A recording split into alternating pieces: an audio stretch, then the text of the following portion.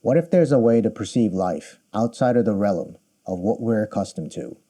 Would you open that door?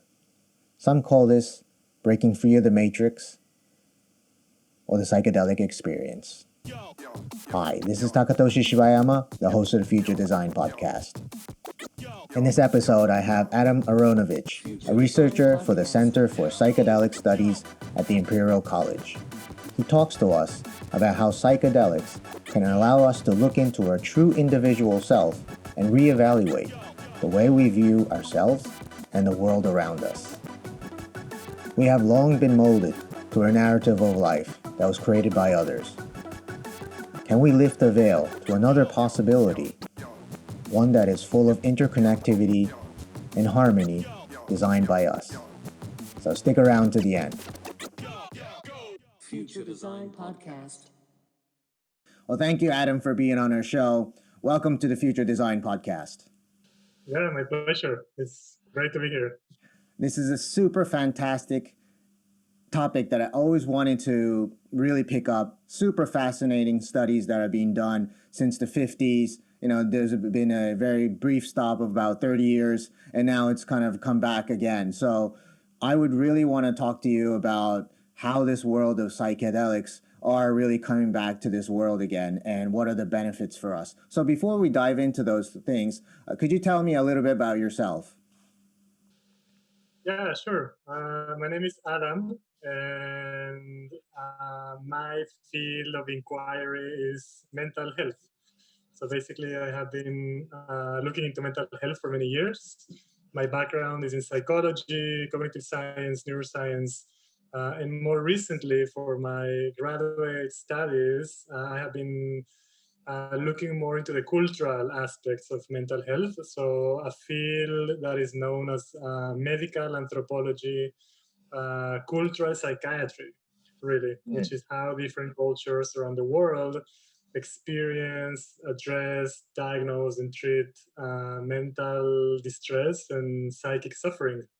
So basically, those experiences of human life, that have to do more with the mind and the spirit.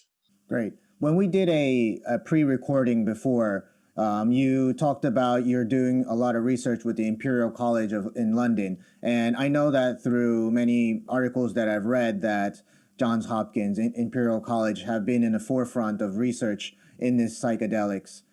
Can you tell us about your involvement there? So I am involved in a couple of really interesting research projects in collaboration with different universities and research institutions. So I am looking specifically at one plant, or actually it is not one plant, but a combination of two different plants that are indigenous to the Amazon rainforest. As some of you might have heard, this is a word that has become fairly popular, even in mainstream discourse, and this is known as ayahuasca. So ayahuasca is not one plant, but actually a combination of two different plants. One of those plants is the actual plant, which it is called ayahuasca in the Quechua language, which is a language that originates in the highlands of Peru and Bolivia and Chile. And ayahuasca is a vine that contains alkaloids such as armine and harmaline. But that vine then is combined for the most part with another plant, which is known in the Peruvian lowlands as chacruna.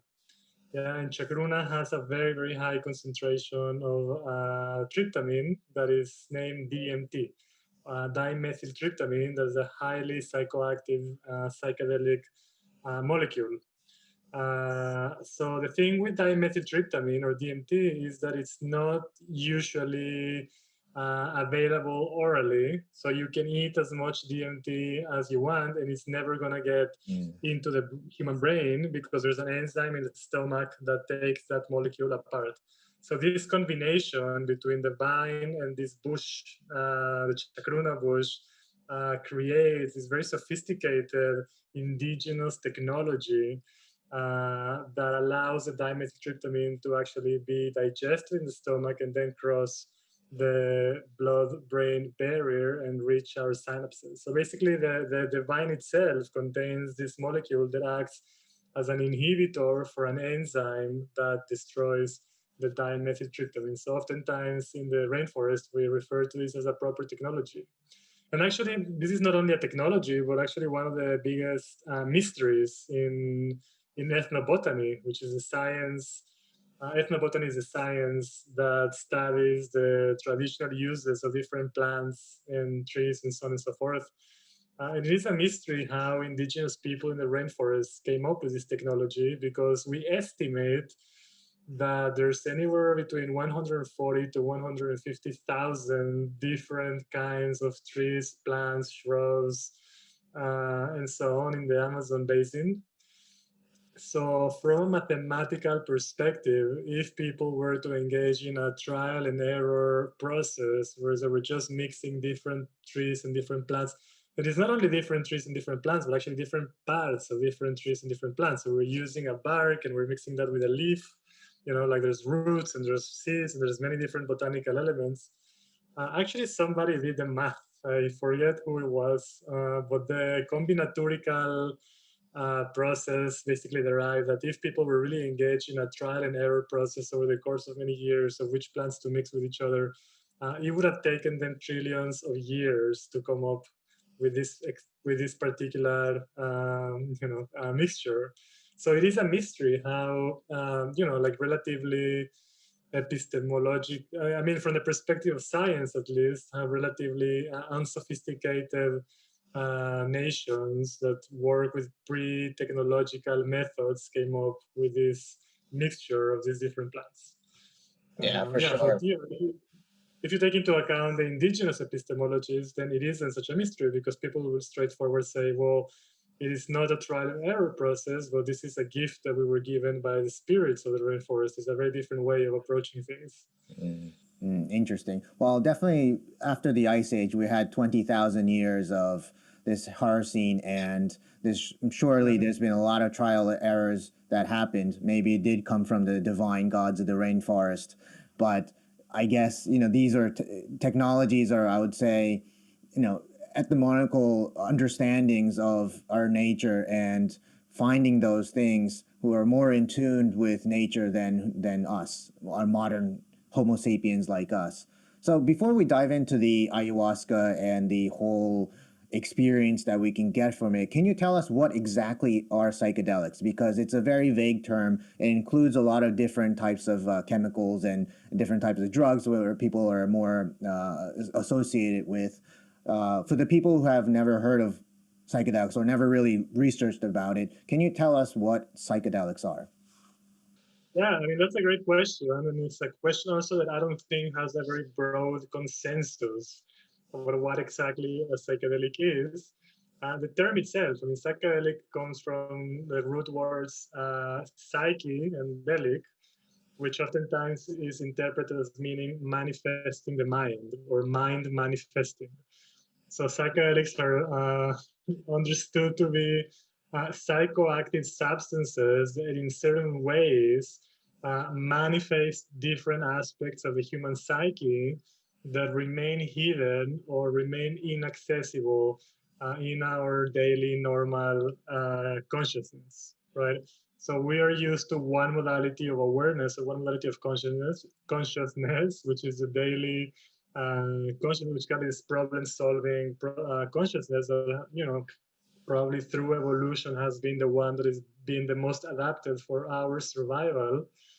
But there's many other ways of being in the world or experiencing the world. Just to give an example, even the dream state is a psychedelic state. The dream state is a state that is very poorly understood. All of us, or most of us, can recall our dreams, and oftentimes they're very bizarre experiences. And depending of which culture we're from, we either tend to give more attention or less attention to the importance of our dreams. In Western or Westernized cultures, which I'm including Singapore also in this definition of Westernized cultures, as countries or cultures that are more aligned with this rationalistic, materialistic understanding of the world. we tend to devalue dreams or not to pay much attention to dreams, almost as if they were a byproduct of our mind as we were sleeping. But it's just one example. And often, there are other cultures in the world that actually value dreams much more, in which dreams are the space where we can actually access information and access wisdom. They're very relevant and important, both for us as individuals, but also for our communities. So psychedelics are substances, and they can be, different kinds. They can be either naturally occurring substances, such as psilocybin that we find in magic mushrooms, or the mescaline that we find in peyote or San Pedro cactuses, the dimethyltryptamine that we find in ayahuasca, salvia divinorum that we find in salvia plants in Mexico. Actually, in Southeast Asia, you do have somewhat psychoactive. You do have mushrooms. That's one thing that grows pretty much all over the world. In Southeast Asia, there's a plant from the coffee family, which is the same family as the chacruna plant that I was talking about earlier. In Southeast Asia, you have kratom, which is not precisely a classical psychedelic because it's more of a narcotic or it's more of an analgesic, but it can have slightly psychoactive substances. So psychoactive plants occur naturally all over the world. And there's also other psychoactive or psychedelic substances that are synthesized in laboratories, so they're man-made, such as LSD, which is the most famous and common one, lysergic acid, which actually it's interesting because even the history of LSD originates in natural compounds. Albert Hofmann, the Swiss scientist who in the mid 40s synthesized LSD, was actually trying to recreate a naturally occurring molecule which is called LSA, which happens in ergot, fungus, and in different plants from the morning glory family. And there's other psychedelic substances that don't really have an origin or a genesis in natural compounds, but are completely laboratory made, such as, the main ones nowadays, the ones that are mostly well known probably are the 2CB, 2C, 2CI family. Some people classify MDMA as a psychedelic. MDMA, just for those listeners who are not very aware of this scene, then MDMA is the active substance in the drug that is known as ecstasy. But MDMA does have a natural origin. There's a plant called sassafras, which actually is a natural source of MDMA or MDA molecules. So MDMA is one drug or one, nowadays we tend to medicalize this a lot, so we call them medicines, but basically drug is also a valid term. If we take away the loaded aspect of this drug term that has been pathologized and demonized for so long. But MDMA is not necessarily a psychedelic, but more of an empathogen or entactogen, which are categories of drugs that describe those substances which increase human empathy and human sensitivity. Right, so MDMA is not necessarily the kind of substance that will give you the so-called hallucinations or visions, but more will really open up people and take away all of those layers of defense mechanisms and barriers that oftentimes become obstacles for authentic, vulnerable human communication. So MDMA is more in that category of empathogens or entactogens. Really, there are molecules that are best suited for honest, authentic communication between people. There's many ways in which the mind can manifest. The human consciousness, obviously, is the biggest mystery. Still, science actually is very well behind in the exploration of what consciousness actually is. There aren't any really coherent or all-encompassing, convincing theories of human consciousness, but psychedelics provide an avenue to explore really more in depth and in breadth the complexity of the human experience and what does it mean for us to be self-conscious and self-reflective beings in this world. So if I had to resume, I guess I would say psychedelics are those substances that allow us to shift from our normal daily awareness to other states of being, on other states of knowing, to broaden the perspective through which we see and understand the world, to really be able to understand reality and understand complexity in a richer and wholer or more whole manner.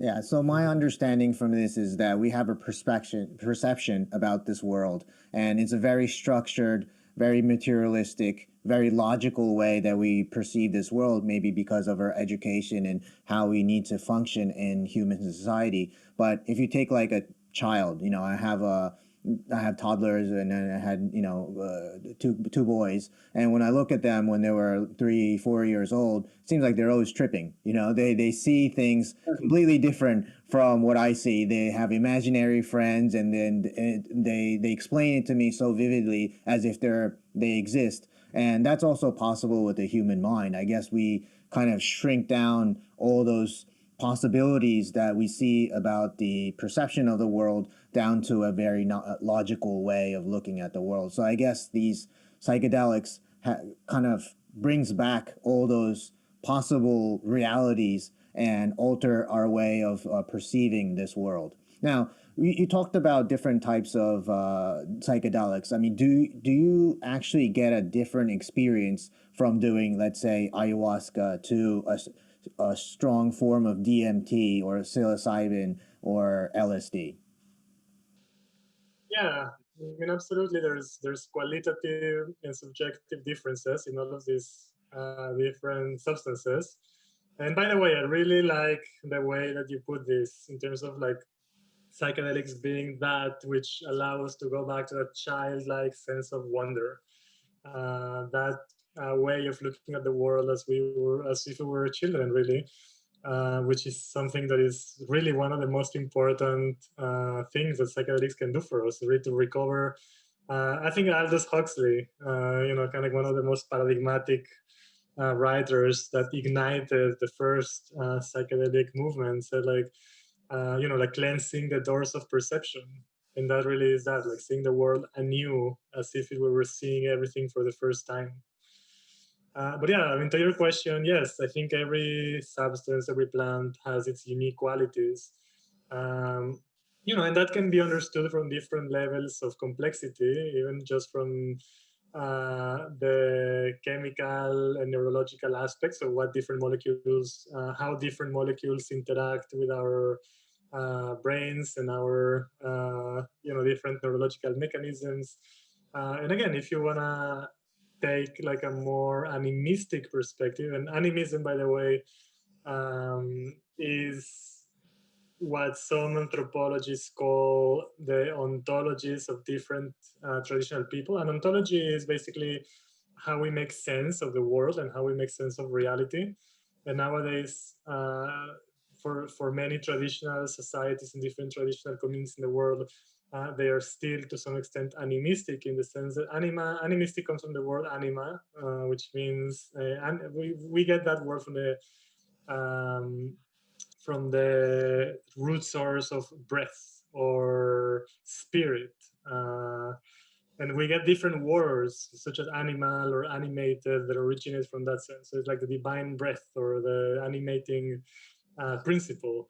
So for animistic cultures or animistic societies, the world is understood to be very different. That when we understand the world in materialistic, rationalistic societies, so for us, the world is pretty much made of atoms, right? And like mechanical interactions and kind of like Newtonian physics and so on. Whether for animistic cultures, which are most of the traditional cultures in the world, what we call indigenous cultures, um, the basic principles are not matter but spirit, right? Everything is spirit. Everything is imbued with spirit. Everything is spirit. So humans, we're spirits, but also animals and trees and plants and rocks and rain and like nature patterns and weather patterns. Everything is imbued with spirit. So spirit is the building blocks of everything, and everything shares the same essence, which is the divine breath, right? Like this animating principle. So when we work with ayahuasca or different plant-based psychedelics, which are originally or traditionally embedded within indigenous ontologies, they are understood to have their own agency, to be sentient, to be intelligent, to have needs and wants, and to feel emotions. So ayahuasca oftentimes, for example, is understood to be like this sentient spirit that is in interaction, in reciprocal interaction with the person who is working with it. So it's just a different way of understanding things. One of them is molecule based or brain based, and the other one is more of a metaphysical, spiritual understanding that every sentient being, be it human or non-human, is communicating in some ways. Yeah, so ayahuasca, mushrooms, peyote, San Pedro, they have spirits, they're sentient, they can communicate with us, they can give us information, they can provide us with different insights. They have their own agency, their own motives, right? And so on and so forth. And again, I'm not like saying this is how things are either way. I think these are just two different ways of understanding complexity. There's many more. So these are just kind of like the two more prevalent ones, which one comes more from the scientific, rational establishment, and the other one comes from more the traditional indigenous way of understanding interactions. Yeah, sometimes I've heard people say that maybe apes have evolved with psychedelics, and our brain has evolved this way because these apes were using all these psychedelic mushrooms or whatever they found, and we made this massive leap from being an ape to a Homo erectus or Neanderthals or whatever we are because of these psychedelic experiences where animals or obviously they are sentient and they're probably way more in tune with the natures of this world, but we've made this gigantic leap because we're able to now with the help of psychedelics being able to perceive this world in a much different way than animals. But maybe that's a different story from some other time. But now you mentioned about this rational world, and obviously right now, as I mentioned earlier, that there's a comeback of this psychedelics being used in medical therapy, people with depression, addiction, PTSD, and the likes. And how has this psychedelics been reviewed nowadays, and how far away are we to? Well, let's take that back a bit. How does this psychedelic experience really help us with mental diseases? Yeah, I mean, that's a great question. And, as you mentioned, um, yeah, I mean, one of the main drivers for what we're experiencing nowadays culturally, which is what we call the psychedelic renaissance, yeah, which is basically like this renewed interest in psychedelics that is coming not only from the underground or for the counterculture, but actually it's coming from the establishment, is due really because of their untapped potential to address and relieve widespread human suffering, which really manifests nowadays mostly as these epidemics that we're experiencing all over the developed industrialized world, in the shape of anxiety and depression and suicidality and different expressions and manifestations of deep human distress. And psychedelics can be very helpful for it for very different reasons. I think like the main one that is being explored right now is still pretty much aligned with the mainstream of medical understanding of mental health, um, which is that psychedelics oftentimes can provide us with a way that we can really dive deep into the root source of those afflictions as opposed to just treating the symptoms or the more superficial manifestations of those afflictions, right? So if you look at how Western biological psychiatry is structured, basically you have an industry that is one-to-one aligned with a industrial capitalistic paradigm. So this can get tricky sometimes when it comes to addressing human suffering because there's a clash of interests. On one hand, you have the economic interest of the industry, right? You have like the pharmaceutical industry and you have the medical establishment that are interested basically in making as much money as possible. And on the other hand, you have the needs of the people, which is like, wait, we want to heal, we want to be cured, we want to feel better, we want to be happy.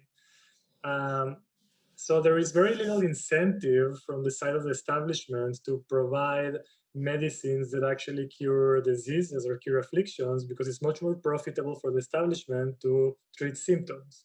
Because if you're treating symptoms, you're creating lifelong clients.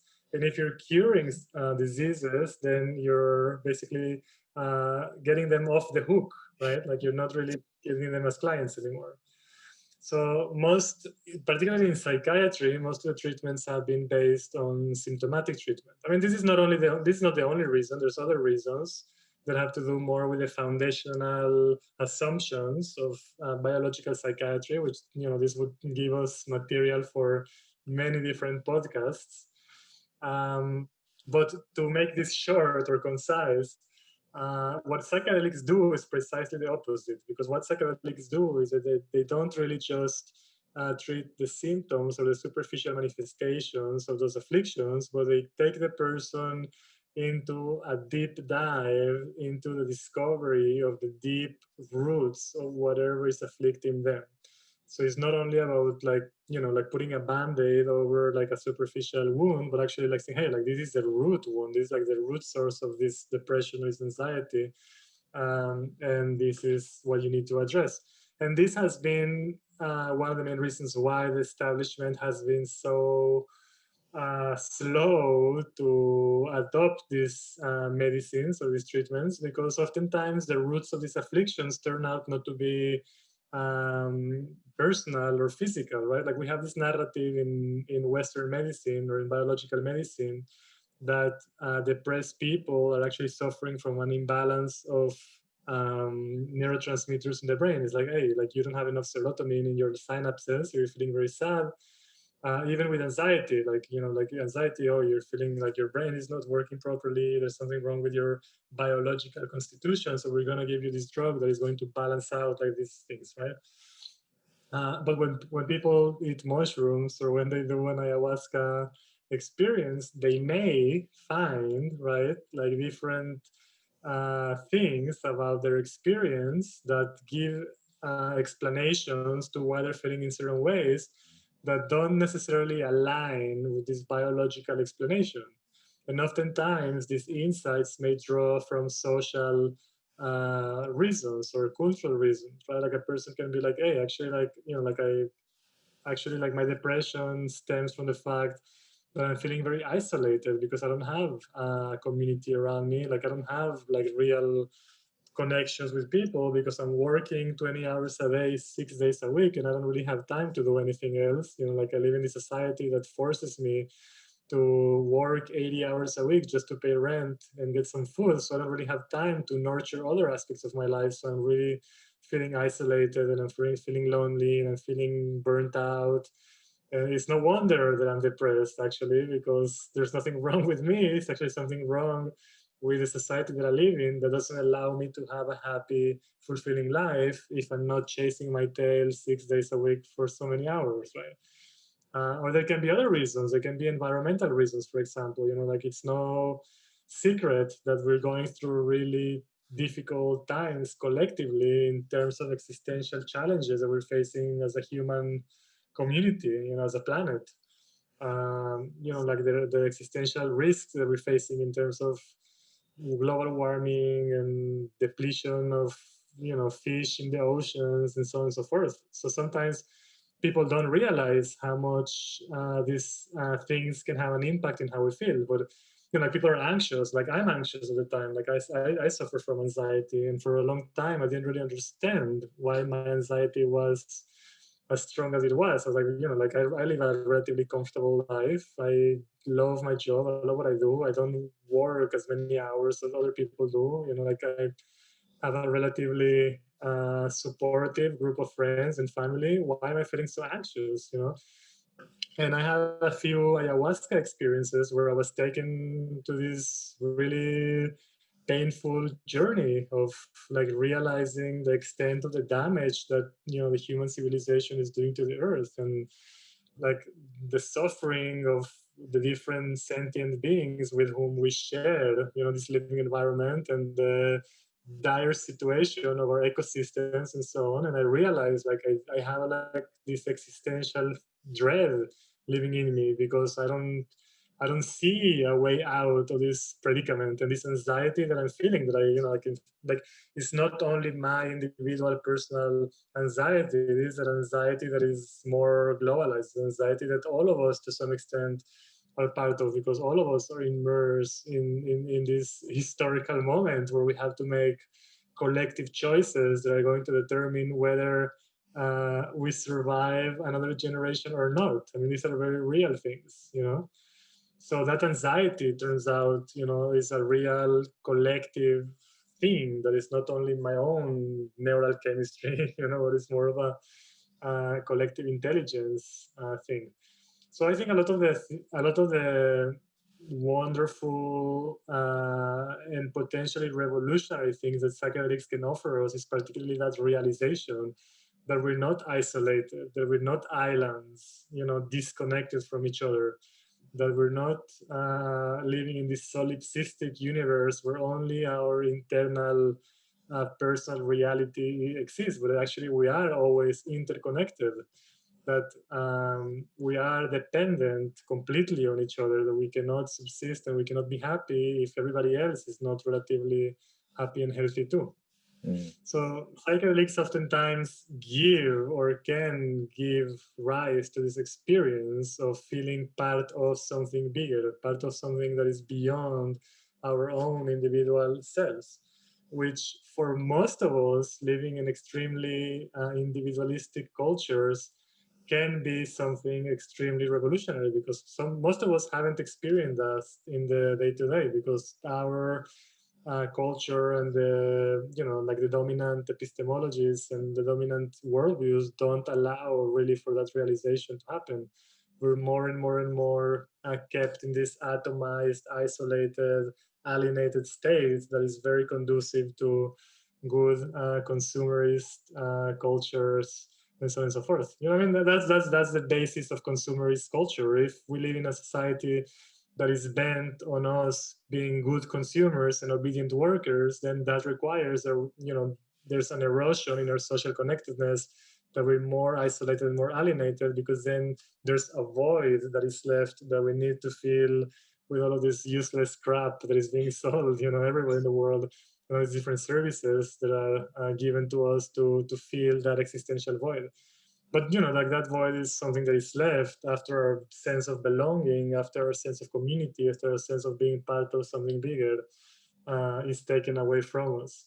So yeah, and I guess like the main value or the main input in my experience and through the research that I've done, the main value of psychedelics really is to give us that experience of interconnectedness, of interdependence, of being part of something bigger, of understanding that as humans, we are social animals, and that is incredibly important for our health, to have healthy communities and healthy societies, and to thrive in community with other people, and not only other human people, but other non-human people, the rest of the sentient world around us, which we oftentimes just take for granted as objects to be exploited for our own needs. Well, they're not. They're sentient beings with subjective experiences that are part of this extended family of beings. Yeah, I totally get it. I mean, in our modern society, we become more and more isolated from each other, right? I mean, if you think about maybe our parents' generation or a little bit before that, people lived within real local communities. People lived with their families, and now people are moving out to urban cities, and they go to these urban cities and these local communities. They don't know them because they're all from different places, so they're not really interested in creating a local community. All they care about is going to work, make money, and keep their family happy. And then we have all this technology that distracts us from interacting with each other, so we're more into our smartphones, watching Netflix or social media, and then we're becoming more and more isolated even within our own families. I've seen families in restaurants and every single family member's on their phone doing something, playing video games or whatever it is. And the more isolated we become, we're not even really noticing that, and then we're filling our void with all this materialistic junk that you actually mentioned. And the way that I understand from people who have psychedelic experiences is that it takes you back to where you're supposed to be, with intertwined with nature, intertwined with people around you, sentient beings, and all that.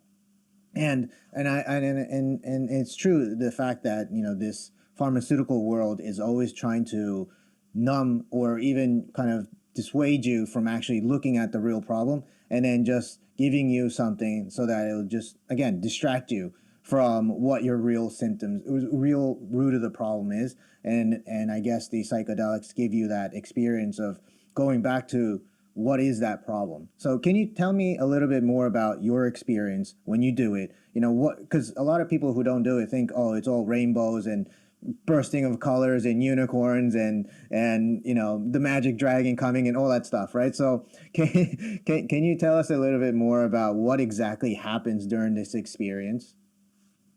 I mean, that's a really good question, and also one that is impossible to answer because there's such a wide spectrum of possible experiences, and particularly with psychedelics such as ayahuasca or mushrooms, which seem to be highly interactive with our subconscious minds. So experiences tend to be highly variable and diverse depending on that interaction between the plant itself and the mind that is experiencing it.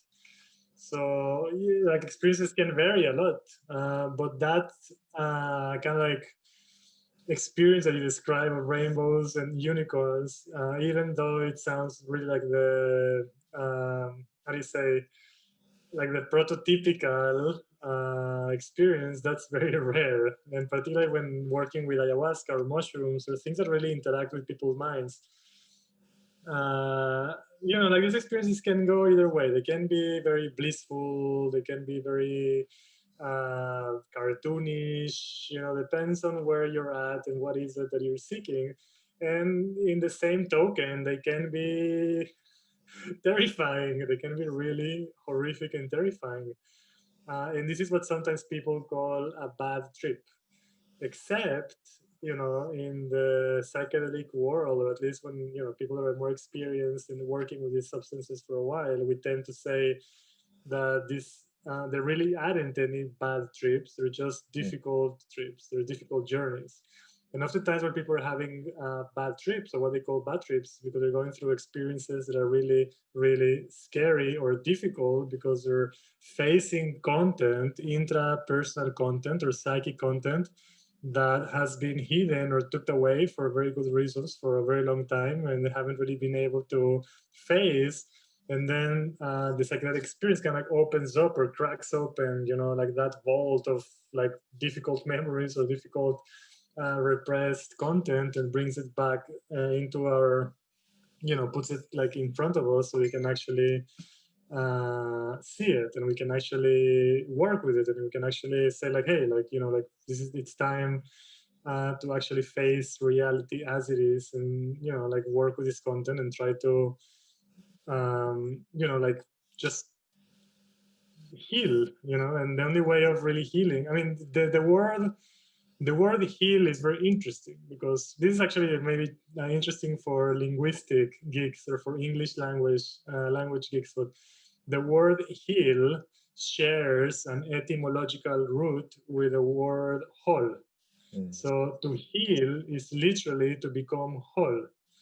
So the way that the psychedelic community or the psychedelic medicine community understand healing is precisely this way of becoming whole, or reconnecting all those different aspects of who we are that through trauma and through social, cultural, environmental, trauma or just personal trauma have become disconnected of who we are. So oftentimes, like parts of ourselves that become disconnected because of trauma don't just disappear in the ether. They just get repressed and pushed away in some dark part of our unconscious and subconscious minds.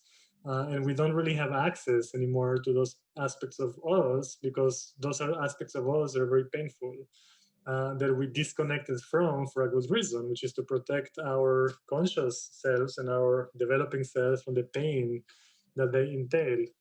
But in the long run, that's not really serving us because in the long run, that disconnection creates alienation from our true inner essence. So these bad trips or these difficult trips, these difficult experiences, oftentimes force us oftentimes to face those parts of ourselves that have been alienated from us, and this is where people can get into like really difficult spots. And this is why, and this is something that I probably should say, probably also because I imagine a lot of your audience are psychedelically naive and don't have much experience when it comes to these experiences. It is very important, in particular in the beginning, if you're trying psychedelics for the first time or the first few times, it is very important that you do this with somebody that is experienced and somebody that is qualified to hold that space for you, because when and in and when if and when you have to face those difficult moments, it will be very valuable if you do have somebody that can hold that space with empathy, with care, with compassion, and with skills to really lead you into facing those aspects of yourself in a way that will be beneficial for you in the long run, so you can actually integrate those things in the long run.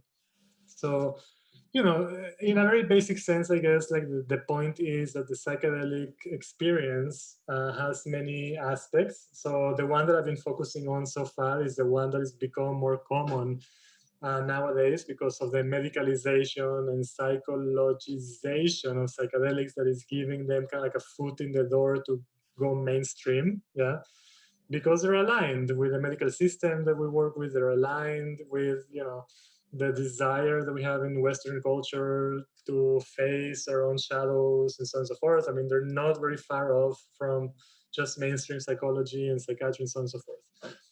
So the psychological aspect of self-knowledge in terms of like our subconscious and unconscious traumas and so on is very important, but that's just one tiny aspect of it. Obviously, the other aspects, which in my experience tend to be even more interesting than the psychological ones, are the ones that are and will forever probably remain very mysterious, which are the metaphysical ones, the ontological ones, the epistemic ones. Okay, so just to explain difficult words for those of you who are not necessarily scientists, ontology relates to that field of inquiry, which like dwells on what is the world, what is the reality of the world, or what is the world made of.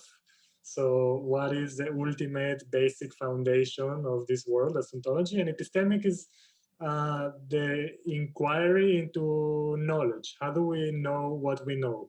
How do we know, or how do we gain knowledge about the world? So when I talk about ontological or epistemic issues, I remember like these very basic aspects of what is the world made of and how do we know what we know about the world, right?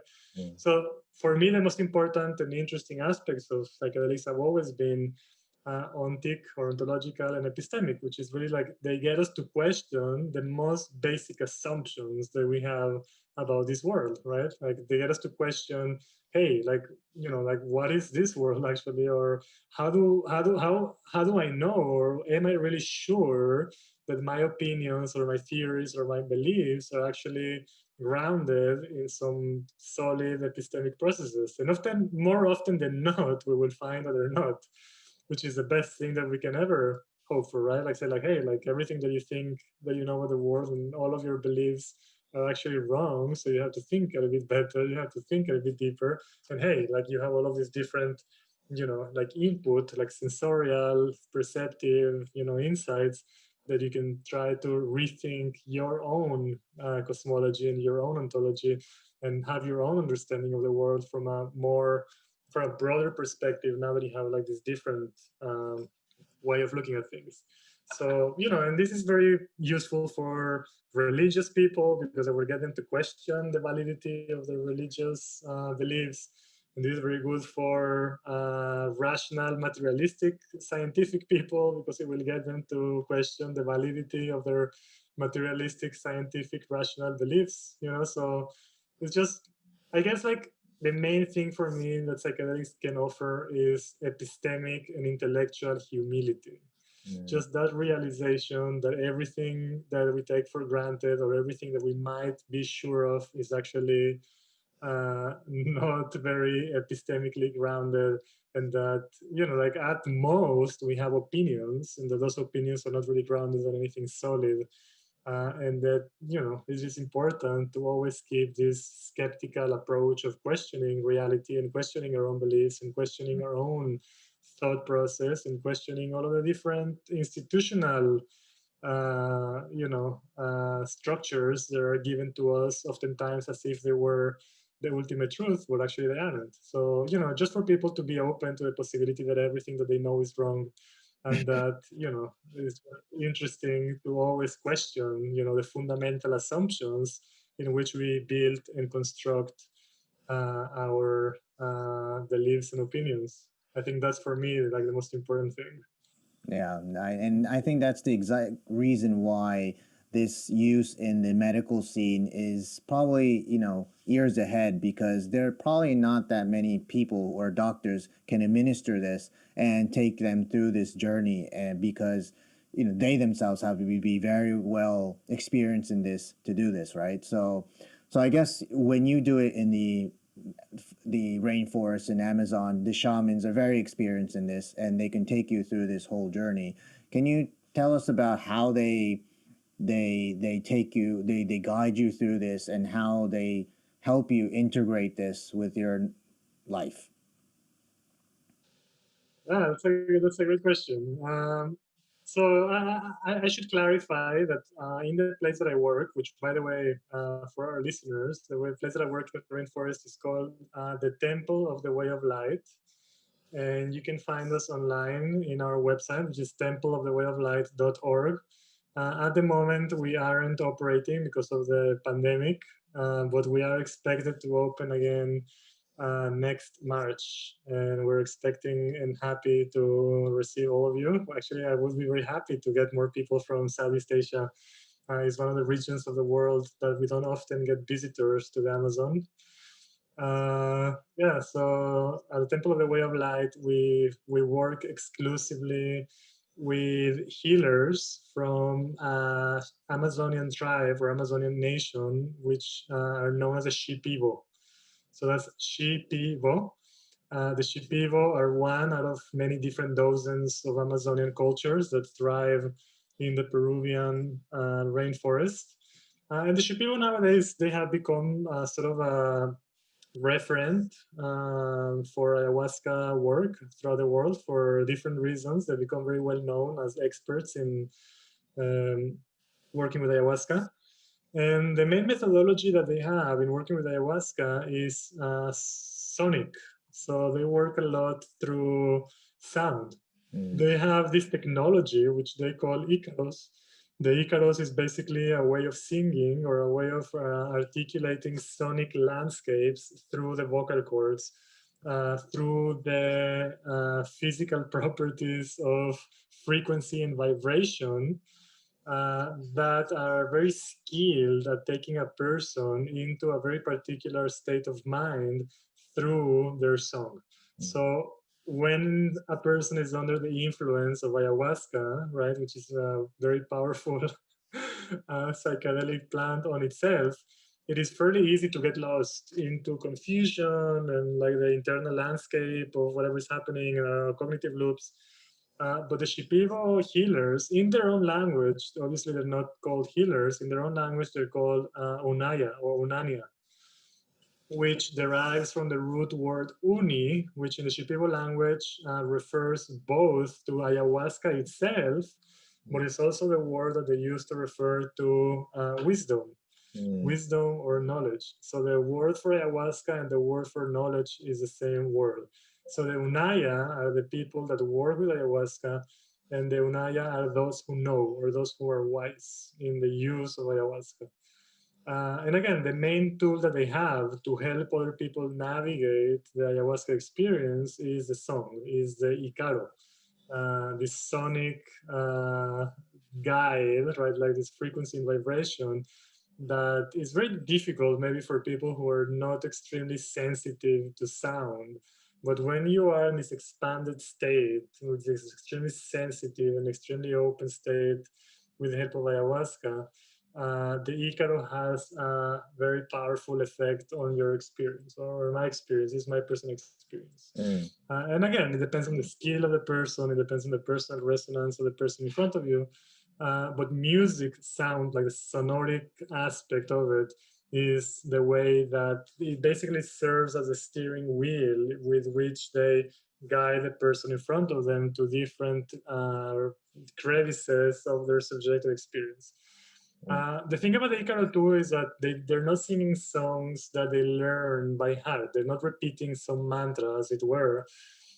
But actually, the Icaros are temporally bound pieces of art that are rooted in immediacy, right? So every Icaro is personal. Every Icaro is, like unique in the sense that it is only happening for you in that particular moment. And in that Icaro, they are basically speaking the words that are describing both the things that they are seeing in your energetic body, but also what they are doing to you, through their input of the vibrational frequency in rearranging and reshaping the energetic patterns in the energetic body of the person in front of them. Now, this is something that it needs to be experienced, obviously, to be understood, because when I'm speaking this without the context of having that personal experience, it may sound a little bit like a woo-woo thing. And again, I mean, I'm not saying like this is like the science behind it. I mean, there's a lot of different symbolic things that can explain, like why people feel better after an Icaro. I mean, the power of symbols, the interpersonal care, the symbolic aspect of a person with shamanic attire and the authority that confides in them. And there's many aspects that obviously contribute to potentiate the experience through the placebo effect and through a enhanced meaning effect. But it's also true that that doesn't account for the whole of it. There's also something else that cannot be explained in symbolic terms. It has to do more with the energetic aspect of the sonic vibration and frequency, which again, I mean, maybe people that are listening from Indian cultures or from Vedic cultures or more acquainted with like the practices of mantra chanting, for example, can relate to. But yeah, I mean, the Icaro is something that is very unique to South American traditional cultures. That is one of the ways in which they navigate this experience through sound. Yeah, that's amazing. I mean, I guess you really have to experience this to really understand what you're talking about because I guess during that time, a lot of people are probably having very different experiences. Some might be, going through more emotional baggage, and some people might having a very trippy moment where they're seeing, different things that, that really trying to go through, different perspectives of life. So this music would bind everybody together and take them through a similar journey. Is that what's happening? Well, I mean, like it won't, like everybody in the same environment is not going to have the same experience. It's going to be very personal. And again, this is what I meant before when I said that the experience is an interplay or an interaction between the person that is singing, the person that is in front of you, the substance itself or the plant itself, and then the mind that is experiencing it. It can be that the same song in the same environment is going to have a radical, different experience for everybody involved. So it's very difficult to generalize. Yeah, it's very personal in many senses too. I see. And I heard the shamans also do take ayahuasca at the same time or in different moments. I heard even like the shaman might even do ayahuasca and the people who are there don't even take it. And she takes you through her journey or something like that. So I heard there's many ways that these rituals are being taken place. Yeah, I mean, this is a traditional way of working in the Amazon. For the most part, the Shipibo, for example, and many other traditional cultures, ayahuasca is meant only for the healers. The patients don't take it, and the patients don't need to be in that non-ordinary state of awareness in order for them to heal. It is more for the healers to be able to diagnose and see the things that they need to see in the energetic body of the patients in that heightened or non-ordinary state of awareness. This design where both the healer and the patients drink ayahuasca is something that is very new relatively, that emerged from the Western interest in these practices. So it is only when Western people or Westernized cultures started going to the Amazon and discovering ayahuasca that we also, to some extent, changed the existing model to incorporate that also the patients drink the substance itself. So traditionally, for many hundreds of years and throughout Amazonia, it was the healers exclusively who drank the drink. Yeah.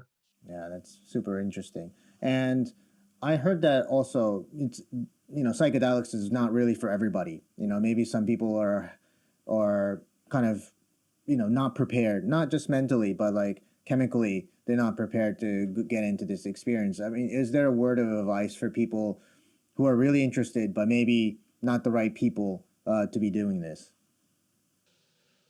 Yeah, I mean, of course, there's always some risk factors. I mean, psychedelics, and this is something that is very important to state. I mean, psychedelics, you can think of it. I mean, it's never going to be a risk-free experience. Yeah, there's always going to be some risks involved. There's many ways in which we can minimize those risks almost to none, so we can make sure that whoever is engaging will be having a very positive and life affirming experience. But always, obviously, there's always exceptions.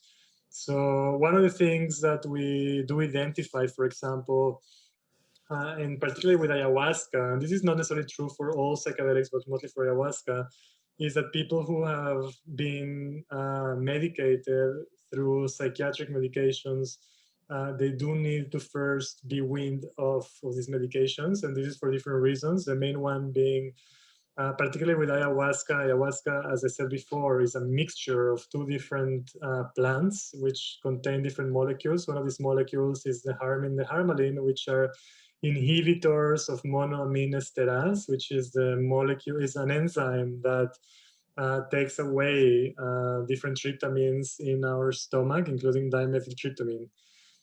So the mechanism of action of many drugs that are prescribed to people who are suffering from depression, what are known as SSRIs, or even like older generation antidepressives that are working the same mechanism of action as monoamine inhibitors. Um, when combined, they can have negative outcomes. Yeah, they can be.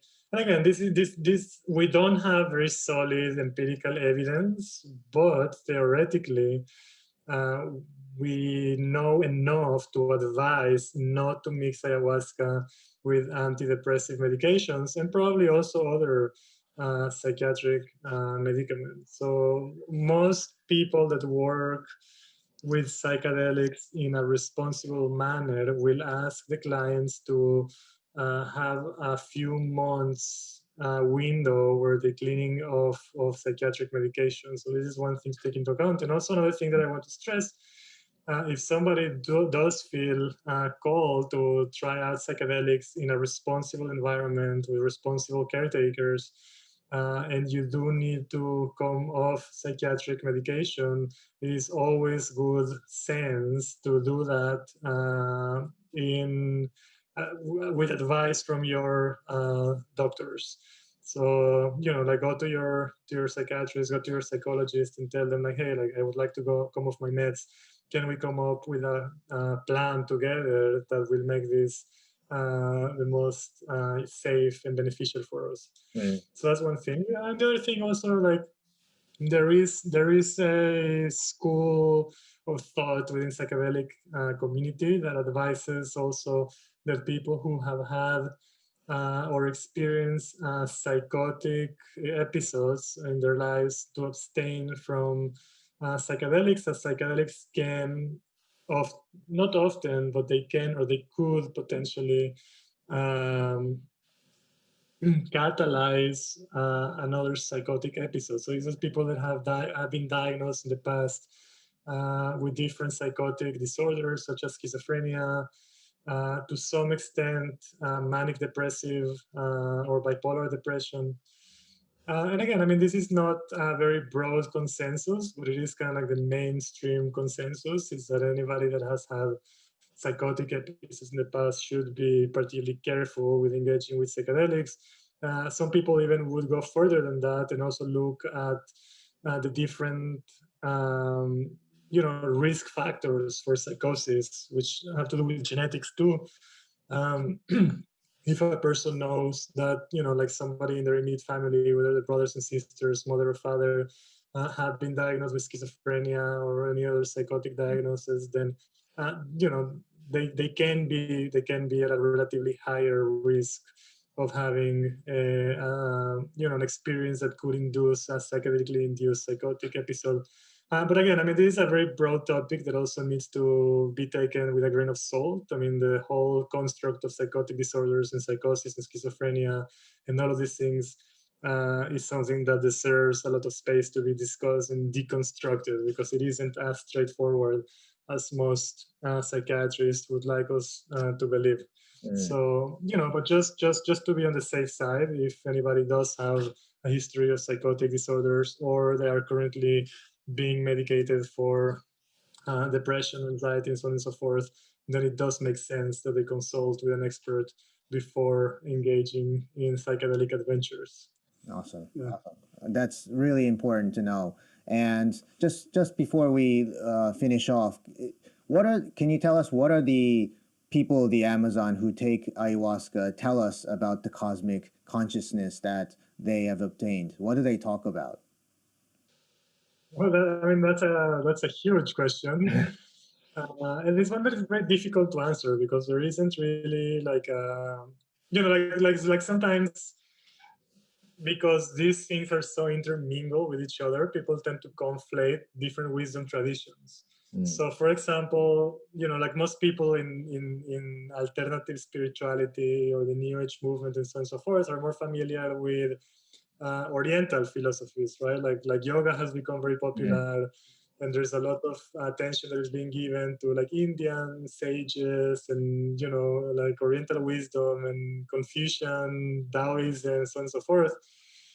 Um, Amazonian cultures are very far from fitting into that archetype of a wisdom tradition in the sense that we imagine Oriental cultures to be like. So, for the most part, like Amazonian shamans are not fitting that archetype of the wise person or the sage that can give you like life advice and so on and so forth. I mean, they're extremely skilled technicians in the medical tradition that they're a part of, but they are by no means sages or wise people in the sense that we imagine them to be. And that's not to say that they're not wise in their own way, or that they're not have like their own worldview, and so on and so forth. But one of the main problems actually happens when like we, in our naive imagination, imagine these people to be something that they aren't. But still, like as descendants from these Amazonian cultures or these Amazonian traditions, they are heirs to a very particular cosmology or a very particular mythology that understands the world in a very particular way. And I think like the most important or the main aspect of the wisdom that they do bring to us, or the wisdom that Amazonian traditions can offer to our modern world, has to do in the emphasis that they have on the principles of reciprocity and harmony and balance. So Amazonian cosmologies, Amazonian worldviews are based on uh, seeing the world not as a collection of objects to be exploited for human gain, but seeing the world as a communion of subjects, a big family of sentience, of intentionality, of agency, in which humans are just one part of, but we aren't as, like in the Western worldview, the humankind, we're kind of like the masters of the rest of the world, and it is our divine right to exploit and plunder everything else for the sake of our own needs. In Amazonian cultures, that would be considered pathological, because humans are just one aspect of a much broader network of interdependent, reciprocal, harmonious, and balanced relationships between people, human people, and non-human people. So, when Western people come to the rainforest, oftentimes, well, I mean, not all of us, obviously, but like the main mindset would be like, oh, like, like this is a beautiful patch of rainforest. I wonder how much oil is underneath that forest, or I wonder how much timber, how much wood can I extract from that patch of trees, or I wonder how much gold and silver and iron can we extract from those mines in those mountains. And so everything is very utilitarian, everything is very extractive, everything we see as resources to be exploited for our own gain. And Amazonian people, they just don't see the world in that way, because everything is reciprocal and harmonious. And human people, and tree people, and bird people, and the river people, and the fish people, and like the wild boar people and the crocodile. I mean, everybody is standing on equal ground, and everybody has the same divine right to exist in that environment and thrive in their particular ways. So most of the attention is given in not how to dominate and exploit the environment, but actually how to live in a reciprocal, harmonious, and balanced way with all of the other sentient beings, which I think is the one thing that actually can save humankind from imminent extinction in the next few decades. That indigenous communities in the Amazon, can teach us, and definitely have a lot of input to give us in how to live better lives in harmony with the environment, and how to prevent engaging in self-terminating behaviors such as the one that neoliberal capitalism is driving us towards. Awesome.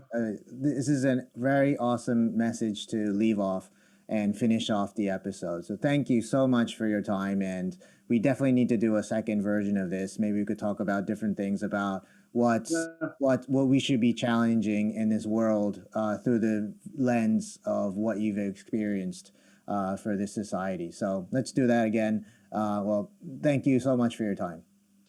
Yeah, my pleasure. Thank you for having me. Hi, this is your host Takatoshi Shibayama. Thank you for listening all the way to the end.